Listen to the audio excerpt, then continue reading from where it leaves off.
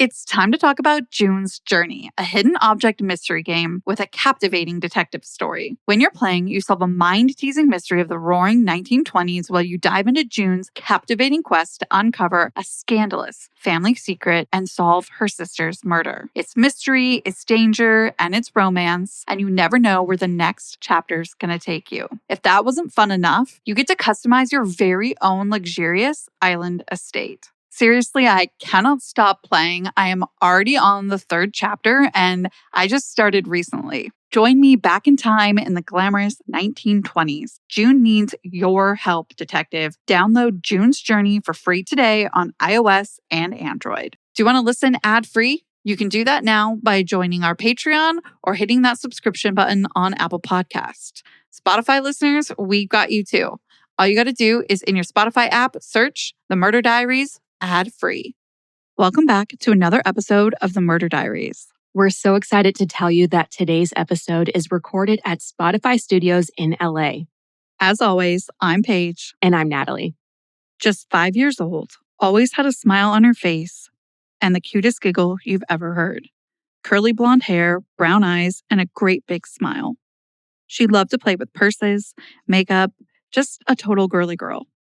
Then, one night, she vanished. She simply went to bed and has never been seen again. Her name is HaLeigh Cummings, and this is her story.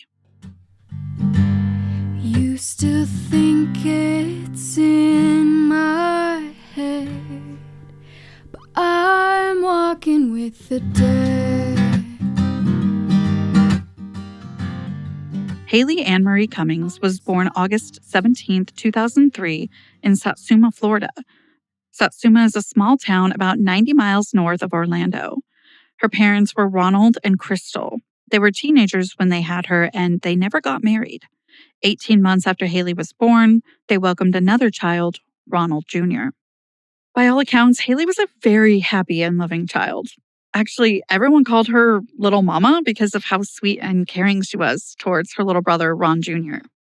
Just 2 years after HaLeigh was born, in 2005, Ron and Crystal broke up. There was a nasty custody battle over the children. Ronald accused Crystal of using cocaine and said that she wasn't responsible enough to take care of the kids. Crystal countered by accusing Ron of being a known drug dealer and a, quote, violent and impulsive man. In the end, the judge sided with Ronald.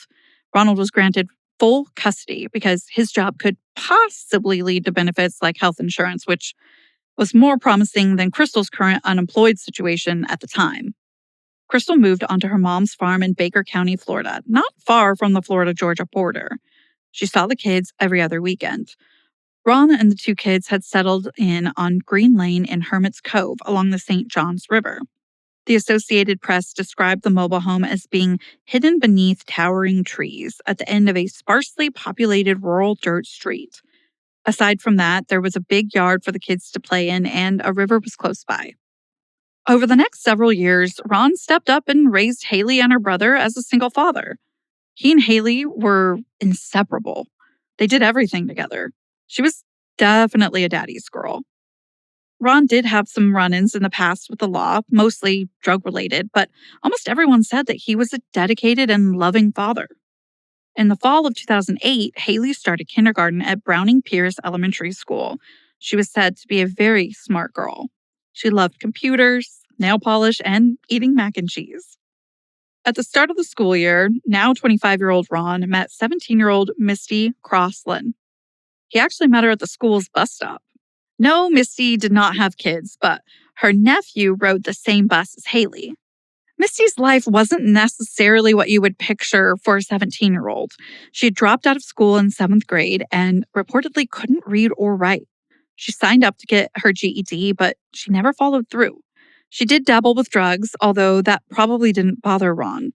At the time, Satsuma had a pretty rough drug problem. It's that cliche of there just isn't much else there to do. Not that that's an excuse, of course. Misty started babysitting for HaLeigh and her younger brother while Ronald was at work.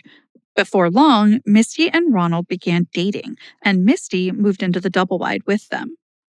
Ronald's grandmother told the Florida Times-Union the children adored Misty, and she seemed to adore them back. In fact, Misty is known to have said that the children thought of her as their mother. On February 7th and 8th, 2009, Misty was supposed to watch the kids while Ron worked the second shift as a crane operator for a bridge manufacturing company. But before the weekend kicked off, Misty and Ronald got into a fight, and Misty had stormed out. She didn't return home until the afternoon of February 9th. According to the Florida Times-Union, Misty had been hanging out at a friend's house during this time and went on a, quote, drinking, drugs, and sex bender. Ronald was angry with her because he depended on her to watch the kids while he worked. He tried calling her, but he wasn't able to reach her. When he went to her friend's house to try and talk to Misty, he was told that he couldn't see her. Ron's grandmother actually ended up having to watch the kids. When Misty eventually returned home on February 9th, she said that she would watch the kids while Ronald went to work. What happened after Ronald left for his shift in the early evening is still unclear. Ronald's grandmother stopped by around 7:30 to drop the children's clothes off that they had left at her house while they were with her. The grandmother said when she got there, Misty, HaLeigh, and Ron Jr. were all on the porch eating hamburger helper for dinner. The Florida Times-Union reported that Ronald repeatedly tried calling Misty to check in on them while they were together that evening, but she never answered. Ronald eventually called Misty's brother to see if he knew where she was, but he didn't. So then Ron asks him to drive by the house and check on Misty and the kids. Misty's brother kind of has two different parts to his story. And the first part, he says that he stopped by and smokes a joint with his sister at an undetermined time of day. The two part, or whatever, and then he comes back by the house at 9:45 p.m. At that time, he says all the lights were off. He knocks and then bangs on the door, trying to get his sister to respond, but no one answered, so he left. Now, Ronald didn't get home from work until around 3:25 a.m. When he arrived, Misty was still awake and frantic. She quickly expressed to him that she couldn't find HaLeigh anywhere. At 3:27, Misty called 911 and said, "I just woke up and our back door is wide open and I can't find my daughter." Meanwhile, Ronald is running around the house searching for HaLeigh. The dispatcher could actually hear Ronald in the background becoming increasingly agitated.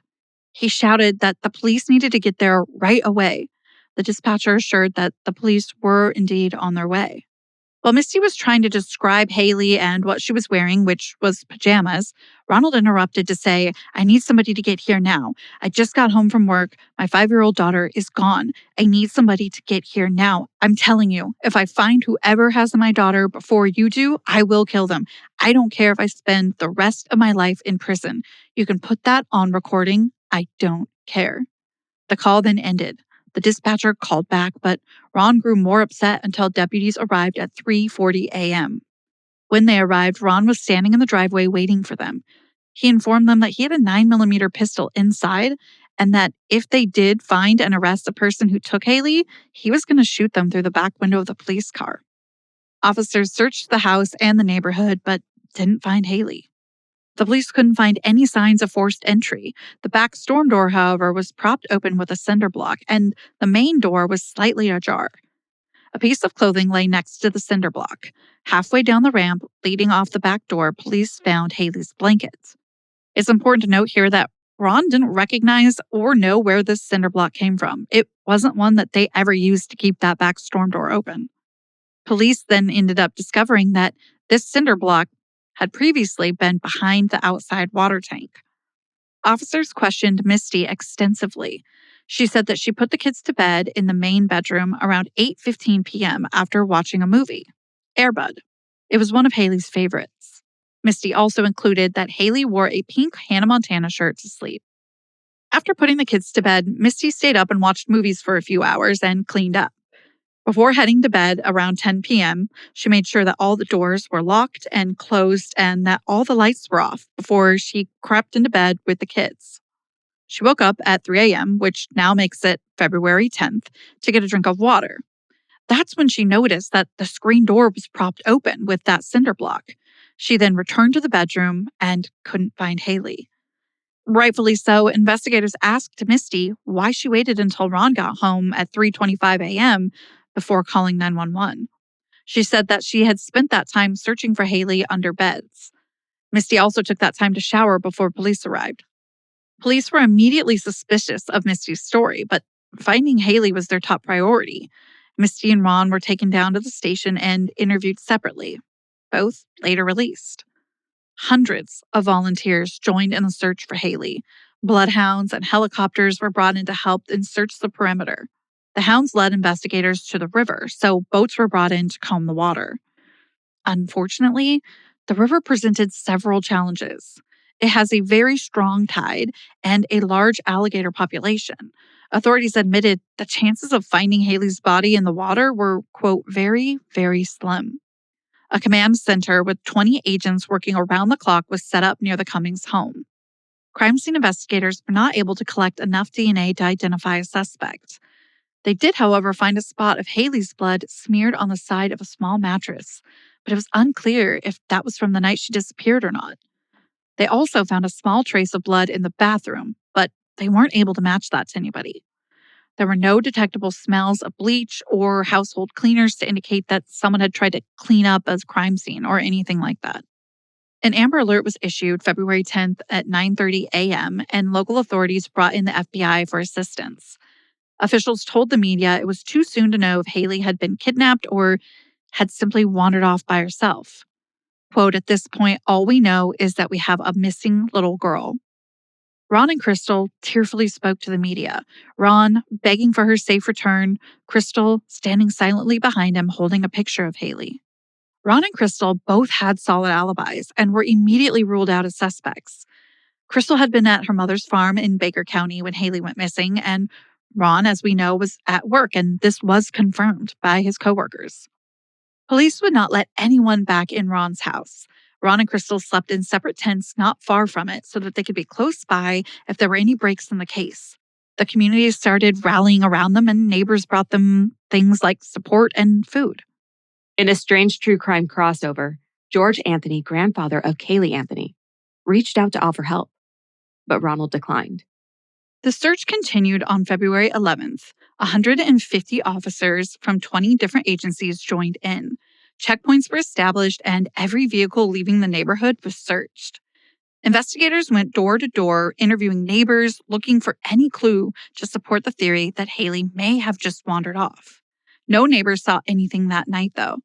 Family members were also interviewed, and they were all said to have been cooperative. When they brought Misty back in for questioning again, she told a different story. She said that she put HaLeigh to bed on a small mattress on the floor, their beds being just a few feet apart. What remained consistent is that she said she didn't hear anyone come in and take her. At one point, Misty picks up a pink Hannah Montana shirt from the laundry pile and said, "This is the shirt that she had on when she went to bed. Then she didn't have a shirt when she left." That same day, investigators informed them that they couldn't find any evidence to support the theory that HaLeigh had just wandered off. That's when they began treating her disappearance as an abduction. On February 12th, the searches continued, focusing this time on a 5-square-mile area. A team of investigators interviewed more than 40 sex offenders who lived near the Cummings home.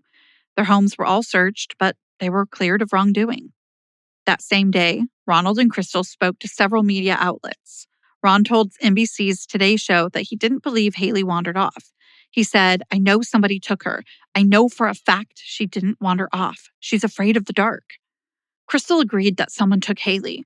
With tears streaming down her face, she said, "I just want my baby here. I just want them to bring my baby back." Misty told News 4 Jax that she had woken up to use the bathroom, but never made it there because she saw a light on in the kitchen. Misty said that she was sure she had turned the lights off before going to bed, so she knew something was wrong or out of place. That's when she walked into the kitchen and saw the back door open. According to the police report, Misty had previously said that she woke up to get a drink of water, but never mentioned the bathroom. And by February 13th, investigators had received dozens of tips, but they didn't have any suspects, saying they were still looking at all possibilities. And now a word from today's sponsor. Gift giving is a major love language in my family. I love gift giving. but we all know it can really add up, especially if you have a big family like I do. That's why this holiday season, I'm shopping Quince. Quince is my go-to place for luxury essentials at affordable prices for everyone on my list, including myself. Because let's face it, your girl spoiled herself. I got this adorable crossbody bag in an emerald color and an adorable, fashionable, organic cotton sweater that I can't wait for everyone to see. Like Natalie said, Quince is affordable. They're 50 to 80% less than similar brands. They did that by partnering directly with top factories that cut out the costs of the middleman and passed those savings on to us. The best part about those factories that they partner with is that all of them use safe and responsible manufacturing practices with their premium fabrics and finishes. I love that, and I can definitely feel that in my rich, buttery, organic cotton sweater that's crew neck, and I love it. And oh my God, the t-shirt I got is unmatched. It is so soft. And they look really cute on you too. Thank you. Get affordable luxury for everyone on your list with Quince. Go to quince.com/diaries for free shipping on your order and 365-day returns. That's Quince, QUINCE.com/diaries to get free shipping and 365-day returns. Quince.com/diaries. Happy shopping. Authorities announced on February 17th that they were scaling back the search unless a new tip came in. They wanted to spend their efforts working through the nearly 1,200 tips that had already come in. One of these tips claimed that Misty lied about where she was the night of HaLeigh's disappearance. The tip went on to say that Misty left the house later, February 9th or early February 10th. Authorities said they were following up on the accusation. Investigators were growing increasingly suspicious of Misty. Everything kept coming back to her, not to mention she was the last person to see HaLeigh. And her story isn't the most consistent. One investigator who spent a long time interviewing her said Misty has never had the same story. She was somewhat rehearsed in the beginning. At first, she said that she woke up because she was thirsty. Another time, it was because she had to use the bathroom. Police also suspected that the crime scene may have been staged. From the start, the evidence didn't mesh with Misty's version of events. Remember, she said she locked up before bed, but there were no signs of forced entry found by law enforcement. So the question remains, how was the door opened if not forced or left open by Misty herself? It should be noted, though, that there wasn't evidence that anyone had entered through that door. There was a pile of clothes in front of the door and it hadn't been disturbed. On top of that laundry pile was the Hannah Montana shirt Misty says HaLeigh had worn to bed. It remained pretty unclear whether somebody had broken in and Misty just hadn't heard anything.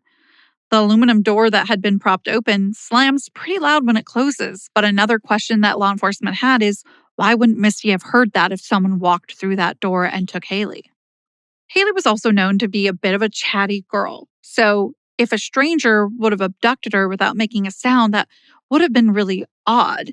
This made authorities think that maybe an abductor would have been somebody that wasn't a stranger to her. Investigators also wanted to know, why did she need to take a shower before they arrived? There was just, quote, little inconsistencies that were starting to build up. Misty told media outlets on multiple occasions that she had passed multiple polygraph tests, but police said that was not true. They told HLN that she failed miserably each and every one of them. On February 20th, Misty went on to NBC's Today Show. She denied the report that she wasn't home at the time of HaLeigh's disappearance, like the neighbors had claimed that she may have left. Whenever investigators felt like one of the tips they were working with seemed legit, they would do another ground search. Media coverage of HaLeigh's disappearance did start to slow down by March. And on March 10th, authorities and HaLeigh's family held a press conference. It had been a month since HaLeigh had gone missing. Investigators thanked the family and local residents for their help in trying to find her. Ron added at the press conference, "Please, if you have my daughter, bring her home, please." He said if HaLeigh was watching, he wanted her to know that he loved her. He also thanked investigators for their hard work. On March 12th, about 100 deputies conducted more ground searches. Investigators said the searches were not related to any new information. They were just checking places they hadn't looked before. That same day, Ron and Misty spontaneously got married in their friend's yard. When the media asked the couple about the marriage, Misty said HaLeigh would have wanted it. She said HaLeigh always talked about wanting Ron and Misty to get married. Police were skeptical. They believed Ron may have married Misty because she was underage and he was worried charges would be brought against him. On March 13th, Ronald and Misty returned to NBC's Today Show to say they didn't want the media to focus on their personal life, but instead focus on finding HaLeigh. When asked if Misty thought police considered her a suspect, she said no. Ronald agreed and said one of the detectives had told him Misty wasn't a suspect. Crystal went on national television on March 20th and accused Ron of being an abusive father. Ron then hired an attorney to defend himself against the allegations. DCF investigated these claims, but several months later, the Orlando Centennial reported DCF had closed the case with finding no evidence of abuse. Coverage of HaLeigh's story started to wane as police continued to follow up on tips. At the end of June, investigators brought in cadaver dogs and divers to search the Baker County farm where Crystal and her mother Marie lived. The Ocala Banner reported that the search was not related to any tips police had received. Authorities were just making sure to leave no stone unturned. No evidence related to the case was found on that 30-acre farm. By August 17th, HaLeigh's 6th birthday arrived. Investigators announced they'd followed up on over 4,000 leads, conducted 138 formal interviews plus countless informal ones. Most of the interviews included collecting DNA samples. DNA and fingerprint evidence from the crime scene was also tested, but none of it led to an arrest or even to identifying a suspect. Investigators announced publicly for the first time they didn't believe a stranger kidnapped HaLeigh. They also made it clear Ron and Crystal were not suspects. As for Misty, they said she continues to hold important answers in this case. She has failed to provide any sort of detailed accounting of the hours during the late evening and early morning of HaLeigh's disappearance. Furthermore, physical evidence at the scene contradicts Misty's sketchy account of her evening activities. But to be clear, Misty has never officially been named as a suspect in HaLeigh's disappearance. In September of 2009, the L Pond in southern Putnam County was drained. According to the Ocala Banner, officers received a tip that HaLeigh may have been taken to a party and died there from a drug overdose, then dumped in the pond. But the search of the pond didn't turn anything up. On October 7th, Ron appeared on The Nancy Grace Show and announced there he'd filed for divorce from Misty, citing irreconcilable differences. The divorce was said to be amicable. They, quote, both agreed it's time to move on. Their life together is miserable under all the media scrutiny. Misty herself went on CBS, the early show, 2 days later on October 9th. She maintained her innocence, saying those who suspect her are wasting their time. She said Ron didn't think that she was guilty and police had looked into her more than anyone else and had not found any proof that she had taken HaLeigh or had anything to do with her disappearance. Misty then goes on to say that she suspected Crystal's family of being involved in HaLeigh's disappearance, but didn't elaborate any further. Ron's attorney was quick to tell the Orlando Centennial that Misty's statement was absolutely ludicrous. He said that was stated merely for the purposes of deflecting attention away from her. On October 15th, Misty and Ronald's divorce became final, but they still kept in touch. Unfortunately, both fell back into their old habits of drug abuse. Investigators received a tip that Misty had been attempting to sell a large quantity of pain pills. They set up a sting operation that lasted several months. The Orlando Centennial reported that during the sting, an undercover detective purchased $3,900 worth of oxycodone and hydrocodone from Misty, Ron, Misty's brother, Ron's cousin, and Misty's friend. Not all 5 people were present at every drug deal, but Misty was. On January 20th, 2010, all 5 individuals were arrested and charged with multiple counts of drug trafficking. Because Misty had been involved with every deal, she was charged with 8 counts of trafficking, while Ron was charged with 5. Both faced a minimum of 25 years in prison. The other 3 people involved were charged with only 1 count each. They were facing between 3 and 15 years. Police were quick to point out that the drug charges were totally unrelated to HaLeigh's disappearance. That may have been true, but investigators were hoping they might cut a deal with one of them. Tell us what happened to HaLeigh and we'll help reduce your drug charge. But no one came forward with any new info. Of course, police monitored all 5 people's phone calls closely. Misty told her parents that police kept asking her for information about HaLeigh, but she didn't know anything. The 1-year anniversary of HaLeigh's disappearance was observed in February 2010. Investigators told media HaLeigh's case was still an active one. They made sure to restate that Misty was not a suspect, even though they still believed she knew more than she was telling them. By April, Misty and her brother tried cutting a deal with law enforcement. Her brother told investigators on the night of HaLeigh's disappearance that he and his cousin went to the Cummings home around midnight. They were looking for a World War II-era machine gun to deer hunt with. It wasn't there, so they took HaLeigh, who was screaming, and put her in a black bag. Misty's brother and his friend then drove HaLeigh, who was now, quote, limp and quiet, to a St. John's riverboat ramp. They tied a concrete block with a rope to HaLeigh, then threw her in the water and left. Her brother said he never told Misty about that part. Misty repeated a similar story. She said she hid under the covers with HaLeigh's little brother when the attack happened. She heard a van door slide open and close, and a bag or something similar placed over HaLeigh's head. She didn't know what happened after that. After these pretty sketchy confessions, investigators interviewed the friend with his attorney present. It's unclear what was said, but he seems to have maintained his innocence throughout. Investigators, thinking that they were finally making progress, searched the St. John's River for 3 straight days. A concrete block with rope tied to it was found, but lab results determined it was from a different time period. Police announced they believed HaLeigh was most likely dead and were now classifying her case as a homicide. They said over the past few weeks, information has been obtained by investigators that led them to believe HaLeigh Cummings was most likely deceased. It is a very real possibility HaLeigh died within their search area. They didn't elaborate further on what led them to search the specific area. Investigators said they had identified several persons of interest but would not be releasing their names. They still believed Misty was the key to the case. To try and get a confession out of Misty, investigators took her down to the river, but all she did was cry. On the ride home, she said, "Never mind, I'm not telling the truth."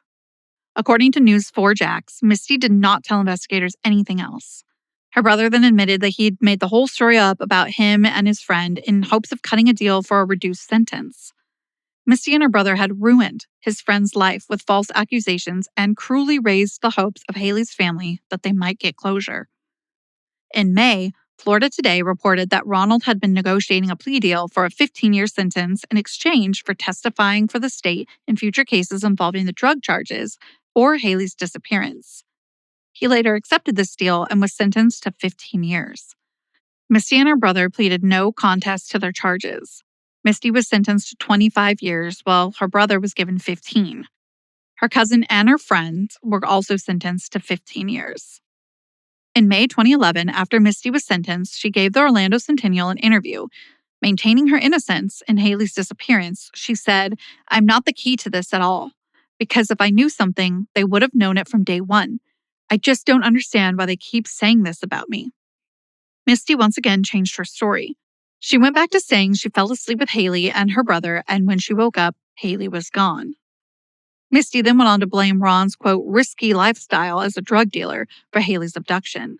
She said Ron had many enemies and debts, which could have led to HaLeigh being kidnapped. Misty said after HaLeigh disappeared, a stranger approached Ron and told him, quote, "Mexicans have her." Misty didn't know the man or how he knew Ron. She said Ron owed money to people who helped support his drug habit. She thought maybe they kidnapped HaLeigh for a ransom. Misty also said she received a letter and a photo from a man who said he had recently seen HaLeigh in Kentucky. The Orlando Centennial spoke with authorities about the case. They still, quote, strongly believed Misty had the information that could prove how and when HaLeigh went missing. They knew Misty had given them many different stories and was withholding info. With the drug cases wrapping up, coverage of HaLeigh's story fizzled out. Investigators released an age progression photo of what HaLeigh might look like at 8 years old. In January 2016, the National Center for Missing and Exploited Children released another picture of what HaLeigh might look like at age 12. Investigators told the media the case was still open and they would not give up trying to find HaLeigh. By the 10th anniversary of her disappearance in 2019, HaLeigh's case was still open, but it had gone cold. Former detectives who had worked on HaLeigh's case spoke to News 4 Jax about their own theories as to what happened. A retired Putnam County Sheriff's detective who was in charge of the Cummings case in 2009 and the chief investigator for the state attorney's office for Florida's 7th Judicial Circuit said there was nothing at the scene that indicated any type of foul play. The detective went on to say that he can't believe someone snuck into the house and kidnapped HaLeigh without being heard or seen. Neither of the men could believe that she was taken by a stranger. They assured that multiple people had come forward to say that they saw HaLeigh at a party in a nearby town of Palatka hours before she was reported missing. The detective's theory is, quote, I think someone gave the child some drugs or the child got some drugs accidentally and she died, and people panicked and had to get rid of her body. Ron was released from Lake Correctional Institution in Claremont, Florida in fall 22. He had served 12 of his 15-year sentence. Despite wanting to get back to the search to HaLeigh, just 2 months after his release, he was arrested on Christmas Day for a DUI. His Hyundai Sonata crashed into a road sign and he was found unconscious with the motor running and a bottle of liquor in his lap. The incident report said he appeared severely intoxicated and ignored requests to stop trying to restart his car. Ron pushed the deputy and tried to grab his pistol from his holster. He was charged with, quote, battery on a law enforcement officer, trafficking oxycodone, possession of a controlled substance without a prescription, resisting an officer with violence, obstructing police by depriving means of communication, and possession of marijuana and drug equipment possession. He was held on a $185,000 bond. Misty is still behind bars and isn't due to be released until June 2031. Her prison discipline reports say that she's been written up from making threats, possession of contraband, a sex act, and tobacco possession. Sadly, there are no more updates or developments in HaLeigh's case. Much of the media coverage has focused on Ron and Misty, so let's take a few moments and bring it back to HaLeigh. As a reminder, HaLeigh was 5 years old when she went missing on February 10th, 2009. She was 3 feet 3 inches tall and weighed 39 pounds. She's Caucasian with curly blonde hair and brown eyes. She has a 4-inch round birthmark on the lower left side of her back and 2 birthmarks on her face, one on her left cheek and one on her right jawline. I want to take a moment to note here too, it's so often to have blonde hair when you're younger, so keep in mind HaLeigh's hair could have darkened over time. HaLeigh was a smart girl who loved to play with makeup, purses, and was a big girly girl. HaLeigh's great-grandmother said that beautiful smile and that cute little giggle that she had. She was the most adorable little child. I mean, she always had a smile on her face. I wonder now, is she still that way? Does she still smile all the time? Or is she different now? How much has her personality changed? Today, HaLeigh would be 19 years old. HaLeigh's family is still desperate to find out what happened to her. If you have any information about HaLeigh's case, please contact the Putnam County Sheriff's Office at 888-277-8477. A $15,000 reward is available for anyone providing information that leads to her whereabouts. HaLeigh's grandmother says all it could take is to have that one person with a tidbit of information to come forward and just tell somebody, hey, I know this. Tell it, please. HaLeigh deserves justice and to be brought home, one way or another, to give her family closure. Be sure to follow us on socials at The Murder Diaries Pod. Today's episode was recorded at Spotify Studios, LA. Until next time, Stay safe. bye. Seeking the truth never gets old. Introducing June's Journey, the free-to-play mobile game that will immerse you in a thrilling murder mystery. Join June Parker as she uncovers hidden objects and clues to solve her sister's death in a beautifully illustrated world set in the Roaring '20s. With new chapters added every week, the excitement never ends. Download June's Journey now on your Android or iOS device or play on PC through Facebook Games.